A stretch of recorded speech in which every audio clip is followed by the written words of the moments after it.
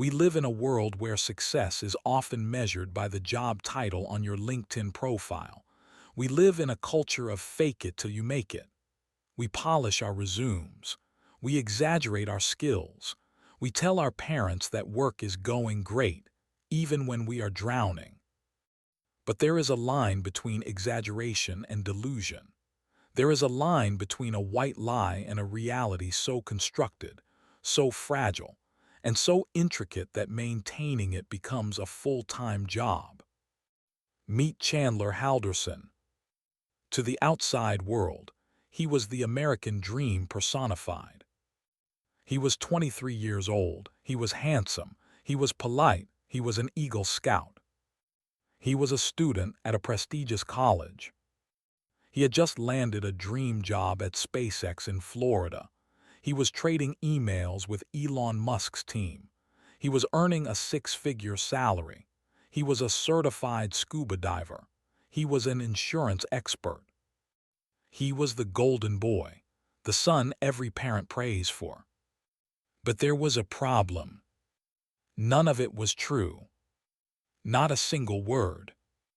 He wasn't working at SpaceX, he wasn't in college. He wasn't a scuba diver.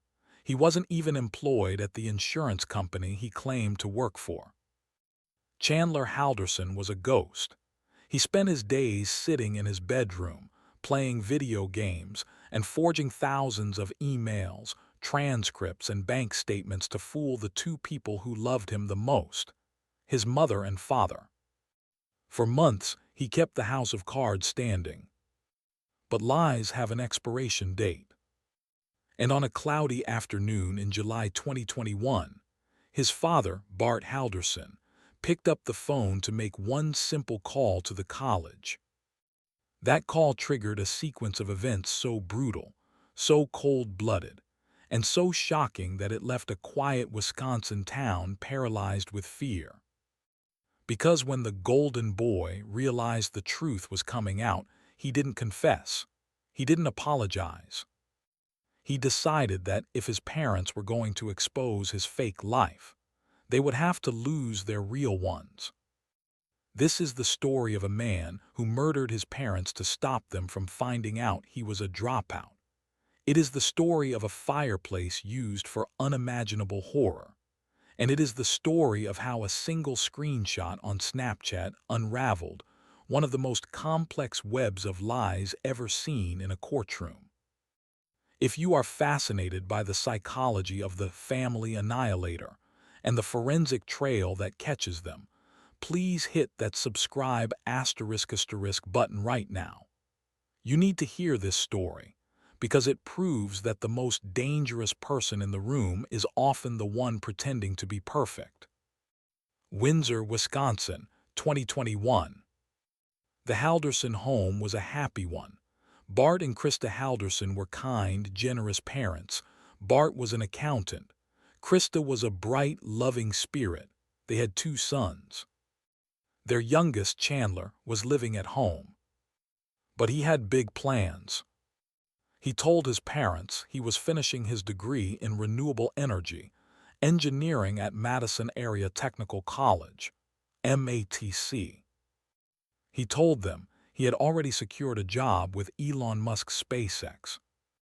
He told them he was moving to Florida soon. He even showed them the emails.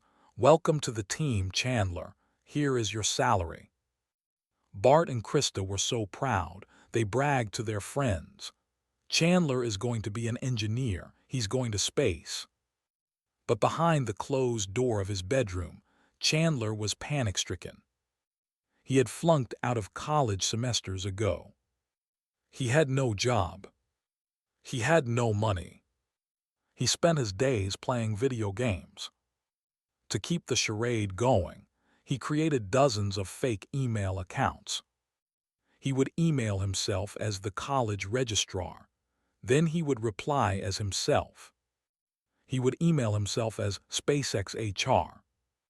He even bought a burner phone, a cheap prepaid phone, and saved the number in his dad's phone as the college admin. So when Bart tried to call the school, he was actually texting Chandler's burner phone. It was an exhausting, 24/7 operation of deceit. But cracks were forming. Chandler claimed the college was withholding his transcript due to an administrative error. Bart, being a helpful father, said, "Don't worry, son, I'll help you fix it." Bart kept pushing, "Let's call them, let's go down there." Chandler kept making excuses. "The servers are down. The person is on vacation." But Bart Halderson was an accountant. He dealt in facts, and the facts weren't adding up. July 1, 2021. Bart had had enough. He told Chandler, "We are going to the college. Today, we are going to meet with the administration and get your transcript so you can start your SpaceX job." Chandler tried to stall. "I can't go today, my back hurts." Bart said, "We are going." This was the moment the clock ran out. Chandler knew that if they walked into that college office, the receptionist would say, "Chandler Halderson. He hasn't been a student here for a year." The lie would die. The disappointment would be absolute. He would be exposed as a fraud. He would be kicked out. He would be a loser. So Chandler made a choice. A choice that separates the liars from the monsters. He decided that the meeting would never happen. July 7, 2021. Chandler Halderson walked into the police station. He looked worried. He was wearing a bandage on his foot. He told the officers, "My parents are missing." He spun a story. He said that on the 4th of July weekend, his parents, Bart and Krista, had gone to their family cabin in White Lake for a holiday trip. He said they were supposed to be back by now. He said they weren't answering their phones. He said, "I'm scared. This isn't like them." The police took the report. They drove to the cabin in White Lake. But when they got there, the cabin was empty. There was no sign of Bart or Krista. The grass hadn't been walked on. The dust hadn't been disturbed. It looked like no one had been there for weeks. The police came back to Chandler. "They never made it to the cabin," they said. Chandler acted confused. "That's weird. They packed their bags, they took a bunch of cash and alcohol. Maybe they went to a casino." He was throwing out red herrings. But the police noticed something odd about the house in Windsor. It was too clean. And there was a section of the fireplace that looked strange. And Chandler, he was almost *2* helpful. He was walking around the neighborhood, asking neighbors for doorbell camera footage. Why? To find his parents? No, to see if the cameras had recorded him. Enter the unwitting witness, Chandler's girlfriend, Catherine. Catherine was a sweet girl. She loved Chandler. She believed the SpaceX lie. She believed everything. On the weekend, the parents went to the cabin. Chandler had asked Catherine to bring him some cleaning supplies. Hydrogen peroxide, a Swiffer. He told her, "I stepped on some glass. I bled everywhere. I need to clean it up." She believed him. But there was another detail. On that same weekend, Chandler asked Catherine if they could go for a drive. He drove out to a remote property near the Wisconsin River. It was a farm owned by Catherine's relatives. He told her he wanted to go swimming. But he didn't swim. He disappeared into the woods for a while. Catherine stayed in the car or by the pool. She was bored. She opened Snapchat. Snapchat has a feature called Snap Map. It tracks your location. Catherine took a screenshot of the map to see exactly where they were, just out of curiosity. That screenshot would become the nail in Chandler's coffin. When the police interviewed Catherine, she was innocent. She wanted to help. She mentioned the trip to the farm. "We went to my relative's land," she said. When the police asked, the day after his parents went missing. The police looked at the map. They looked at the river. They decided to search that area. July 8, 2021. Detectives went to the farm. They walked the tree line. They saw a disturbance in the brush. A vulture was circling overhead. They moved closer. They found a tarp, and under the tarp, they found the dismembered torso of Bart Halderson. He had been shot, and he had been cut apart. The missing person case was now a homicide case. And the grieving son was now target number 1. The police rushed back to the house. They arrested Chandler Halderson. He didn't confess, he didn't cry. He just said, "I didn't do it." He invoked his right to a lawyer. Forensic teams tore the Halderson house apart. And what they found in the living room fireplace will haunt the jury forever. They found small fragments of human bone. They found facial bones. They found a human tooth. They found the remains of Krista Halderson. Chandler hadn't just killed his parents. He had shot his father on July 1st, the day of the college meeting. He had dismembered him and scattered his body parts across Wisconsin. Then when his mother came home, he killed her too. But he didn't bury her. He tried to burn her in the family fireplace. While the neighbors were walking their dogs outside, while the sun was shining, Chandler Halderson was in his living room, feeding his mother's body into the fire, trying to turn her into ash. The smell must have been horrific. But he covered it up. He lit scented candles. He cleaned the glass. He thought he had destroyed the evidence. But bones don't burn easily. The trial of Chandler Halderson began in January 2022. The prosecutor, William Brown, laid out a case that was devastating in its precision. He didn't just focus on the gore. He focused on the lie's asterisk. He painted a picture of a pathological liar who had backed himself into a corner. The courtroom moments were electric.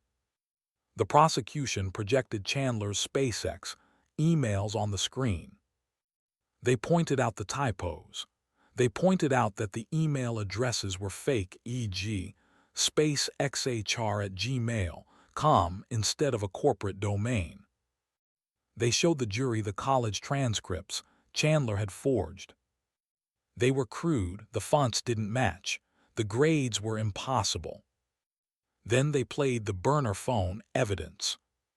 They showed that when Bart texted the college admin, the signal pinged inside the Halderson house. Chandler was sitting in his room, texting his dad back as a fake person. "Sorry, Mr. Halderson, we can't meet today." The jury looked at Chandler. He sat at the defense table, wearing a suit, looking like a bored accountant. He showed zero emotion.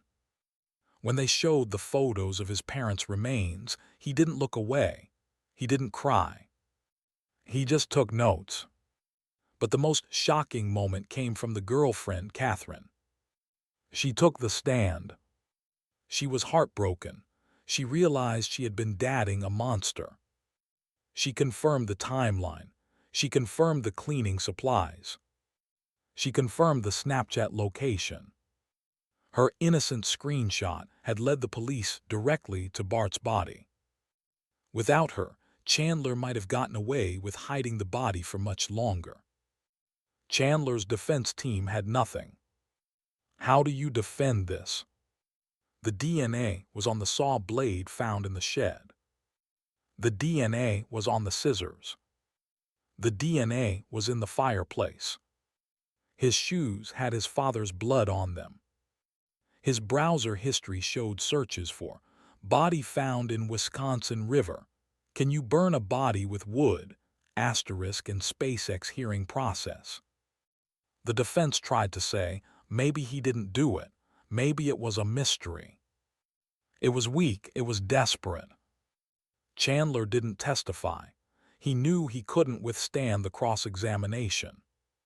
The jury deliberated for only *2 hours *. That is incredibly fast for a double homicide trial. They came back. Guilty on all counts. First-degree intentional homicide, 2 counts.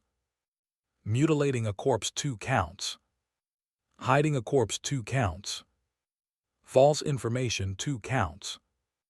As the verdict was read, the camera zoomed in on Chandler's face. Nothing. No blink, no tear, no shake of the head. He was a statue. A sociopath who had turned off his humanity a long time ago. At the sentencing, Judge John Hyland didn't hold back. He sentenced Chandler to *life in prison, without the possibility of parole **. He said, "You had a distinct willingness to destroy your parents to maintain a lie. It is a catastrophe of your own making." Chandler finally spoke. But he didn't apologize. He said, "I want to take this opportunity to state my intent to appeal." That was it. No, I'm sorry I killed Mom and Dad. Just I want to appeal. Why did he do it? Experts call it narcissistic injury. Chandler had built a false self. He was the SpaceX guy. He was the engineer. When his father threatened to expose that false self, Chandler felt a rage that is incomprehensible to normal people. To him, the shame of being exposed was worse than the act of murder. He would rather be a killer than a failure. He thought he could reset the board. He thought if his parents were gone, the questions would stop. He thought he could collect the life insurance, $1 million policy, and actually live the life he pretended to have. He was planning to take the money and move to Florida with Catherine. He was going to live in the sunshine, financed by the murder of the people who gave him life. The Chandler Halderson story is a terrifying parable for the digital age. It shows how easy it is to fake a life online. It shows how pressure and expectation can curdle into violence. But mostly, it shows the danger of the golden child. Bart and Krista loved him, they trusted him, they believed the best in him. And he used that trust as a weapon. The fireplace in that Windsor home is now a symbol of the ultimate betrayal. A place meant for warmth used to erase a mother. This story chills me because of the resume lie. We all know people who exaggerate their jobs but to kill for it. It's insanity. Do you think Chandler actually believed his own lies? Or was he just a cold-hearted scammer from day one? Let me know your thoughts in the comments below. If you enjoy these deep dives into the courtroom and the psychology of liars, please hit that *** button and subscribe ***. I have a story coming next week about a wife who hired a hitman on camera and then cried at the crime scene when the cops told her the husband was dead. But the husband was watching from the police car. Stay safe, verify your sources, and tell your parents you love them.